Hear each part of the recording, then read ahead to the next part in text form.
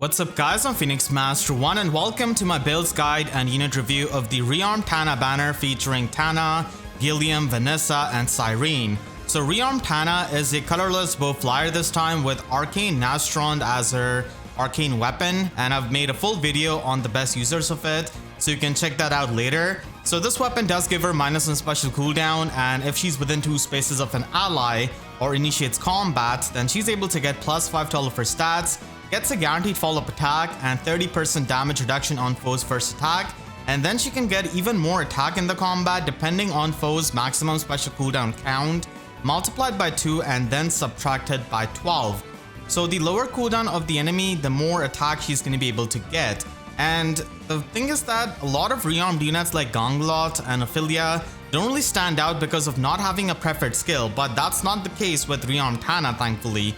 So Rearmed Tana has got Soaring Wings as her exclusive slot B skill, which does enable Canto 1, and this allows her to move within 2 spaces of an ally that is within 2 spaces.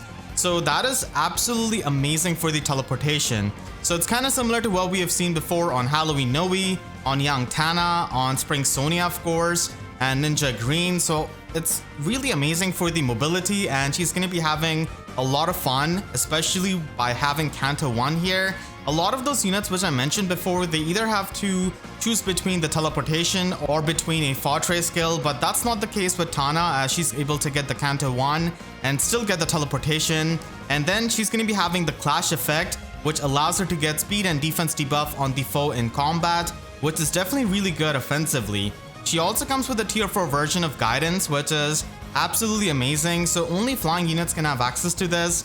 And infantry and armored allies are able to have the 2-space guidance, which we have seen before on something like Opening Retainer of Ash. So that is absolutely nuts for the mobility, and it also provides you with +3 attack and speed in combat, and also half null follow-up.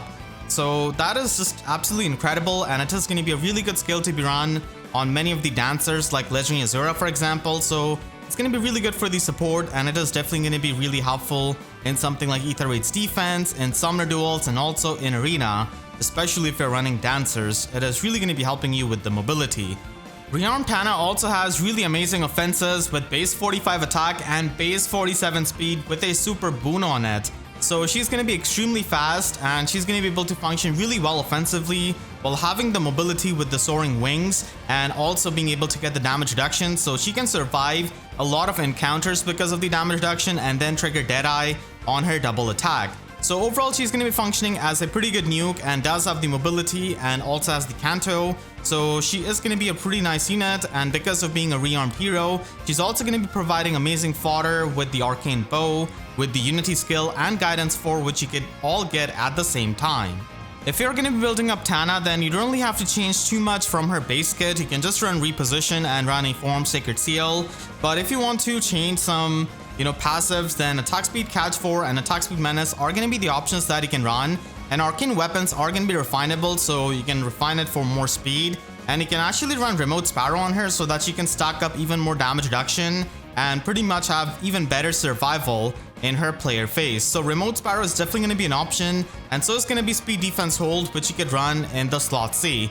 But keep in mind that Guidance 4 does provide you with some amazing support, and it's really helpful because you can just get the ball rolling with infantry and armored units teleporting using it, and then Tana teleporting off of them by using Soaring Wings. So it is really fun to use Soaring Wings along with Guidance 4, but these are also the options that you can run for her slot A and slot C. Gilliam is a Lance Armor unit with 195 BST, and he has got Freelian Lance as his preferred weapon. So this gives him minus on special cooldown, and at start of turn he can give the Iod Shield status effect to the flying allies within 2 spaces for 1 turn. So this definitely makes him pretty unique as a support unit because it can free up the Sacred Seal of many of the flying tanks and flying units from running Iod Shield, and they can just run something else. So it definitely makes him pretty unique in that regard. And then if the foe initiates combat, or if the foe's HP is at or above 75%, then he's able to get +6 attack to himself in the combat and inflicts -6 attack debuff on the foe, and he can get even more attack and defense debuff on the foe depending on 20% of his visible defense stat. And then finally he can get 40% damage reduction on foe's first attack.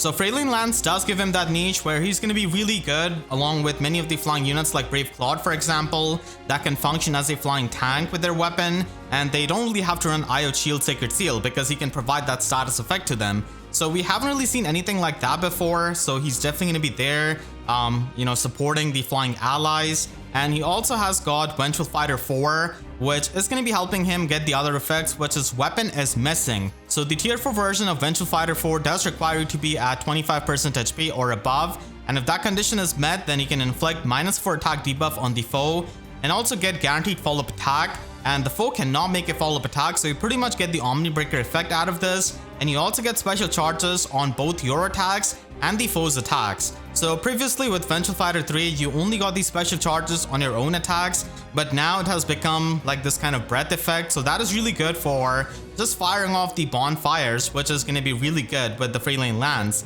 and with his high defense. So Vengeful Fighter 4 definitely helps him quite a lot because he doesn't really have any kind of auto follow-up from his weapon, so he is going to be relying on the fighter skills to give him that.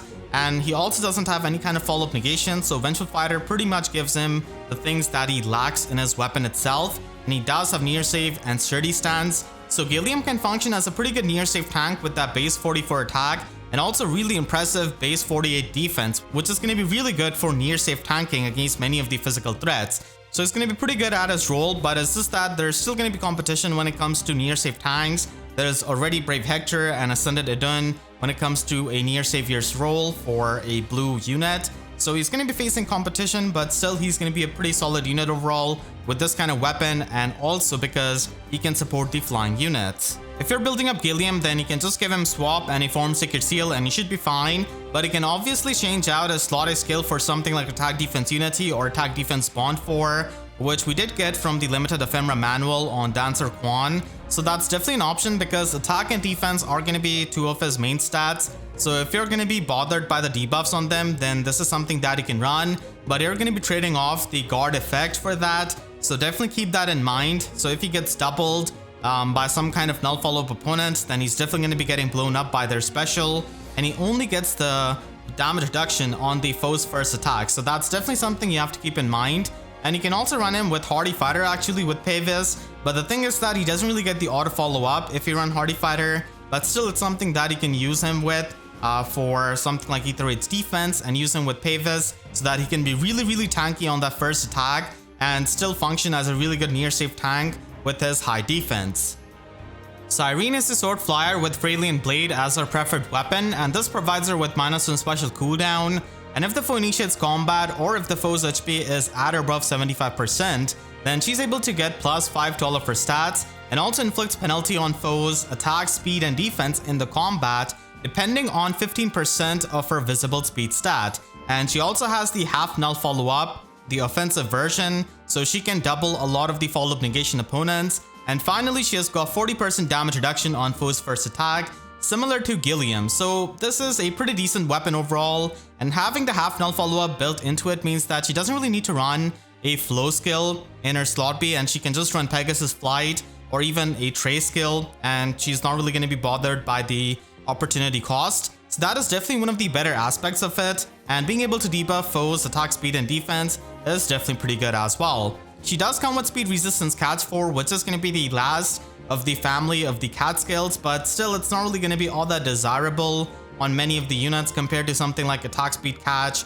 or Attack Defense Catch or even Attack Resistance Catch. So it's not going to be seen all that much, but still she can make use of this in her base kit. And then she's got Pegasus Flight 4, which we have seen before on Chloe. So it's definitely a more improved version of the Pegasus Flight, and it does provide you with the follow-up negation. So in a way, she can pretty much have like a full null follow-up with the follow-up negation that she gets out of the Pegasus Flight 4 and the half null follow-up that she's got in her weapon. And she does have pretty good offenses with that base 45 speed, which is definitely going to be helping her. And she also has resistance at base 41, which is definitely really important if you want her to function with Pegasus Flight. The Pegasus Flight skill does work off the visible speed and the visible resistance, so having those be pretty high is actually really good for Syrene. And she does have 39 base attack, which is not really the most insane, but it's still pretty good. So overall, Syrene is going to be functioning as a pretty nice sword flyer, but this kind of weapon is not really all that insane, but it's overall going to be solid. On a budget, you can definitely run her with Fury 3 as the Sacred Seal because Pegasus skills, like I said, does take the visible speed and the visible resistance into the account. So it's always helpful, and you can also run Speed Smoke on a budget. But if you're trying to invest a bit more into her, then from the Divine Codes, you can provide her the Fallen Lilith fodder with Attack Speed Catch 4 and Speed Smoke 4, and she can function well with that. And she's able to be a lot more bulky, and keep in mind that she only gets the damage reduction on foes' first attack, so the dodge status from the Speed Smoke 4 is actually helpful in case she gets doubled or gets hit by some brave attack. And she can also be run with the Neotrace skill because her weapon already has the half null follow up, so she really has no business running flow and trace or any kind of flow skill. So Neotrace is going to be a pretty good option that you can run with a rain skill and then attack speed catch 4 on top of it. So pretty standard flyer build, and because she does have good enough resistance, you can definitely run Iceberg as a special because it is going to be 2 cooldown with her Fralian Blade. And you can also use Surge Sparrow because you can still get the half null follow up, which is really important with Surge Sparrow, and still retain the Neotrace skill. So that is going to be really helpful. And then finally, if you're going to be investing into her heavily, you can run a Clash skill and run Attack Speed Oath Force. So that is going to be helping you. And she can get the attack and speed debuff neutralization, and she does have the super boon and resistance, so you can definitely ascend that asset if you're going to be using Pegasus Flight 4 on her. And because the Clash 4 skill does count the spaces moved even when you warp, it is going to be having good synergy with the Oath 4 skill. Vanessa is the 4-star focus unit of this banner and the D mode of this banner as well, and she's a Lance Flyer with upfront Lance Plus as the inhittable weapon. So this provides her with +5 attack and speed, and also neutralizes any kind of debuffs to attack and speed. So it's a pretty offensive lance, and she does have attack resistance catch 3 at 5-star, which is definitely pretty good to have in the normal summoning pool, and she also has speed resistance Oath 3 at 4-star. When it comes to her stat spread, it is pretty much going to be that of a slightly improved Karen because she is going to be pretty similar to her. And when it comes to being offensive, she is going to be better than Fila by having 1 extra speed point and also having extra attack. So as long as you're not running Pegasus Flight, Vanessa is going to be better than Fila, but when it comes to the Pegasus Flight application, then Fila is of course going to be having the edge because of having that kind of resistance. And Fila and Vanessa have the same BST, unlike Karen, who is a previous gen unit. So Vanessa is basically like a better Karen, and I guess a side grade of Fila if you don't really care about running Pegasus Flight. So a lot of people who really like her as a character are going to be investing into her as their merge project. And at high investment, she's definitely going to be appreciating the Arcane Lance. If you're going to be running Vanessa on a budget, then you can simply give her hit and run, and that is going to be functioning as a nice bootleg Kanto.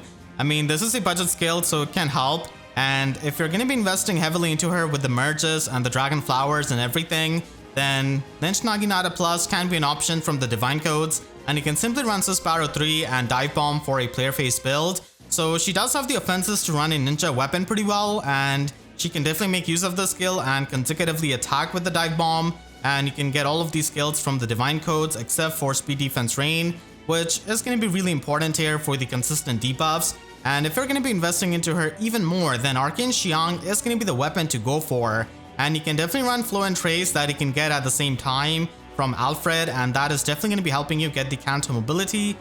And you can just run Attack Speed Catch 4 and Speed Defense Rain, which is going to be a standard option on a flyer. And she can function as a Gale Force unit with the Arcane Xiang because she does get these special charges out of it, and she doesn't really have to run something like Heavy Blade. You can also use Arcane Xiang and run a more player face focused build with Surge Sparrow and Dragon Fang, so that's definitely an option, and running Blade Session as well as the Sacred Seal. And you can also run her at max investment with the Clash skill and also the Oath Force skill, similar to what I went over with Syrene. So for the flyers, this is going to be an option that they can run, and this is also something you can run on Vanessa at high investment. Make sure to share this video with your friends if they are building up any of these units, and if you enjoyed this video, please be sure to leave a like and a comment, helps me tremendously. And if you really enjoyed, you could always support me directly by using super thanks down below or by becoming a YouTube member. And for more FEH videos, make sure to subscribe and hit the notification bell because YouTube sub boxes are about as functional as Tana's teleportation against War Bubble. So with that said, I'll see you guys next time. Thank you so much for watching and have a great day.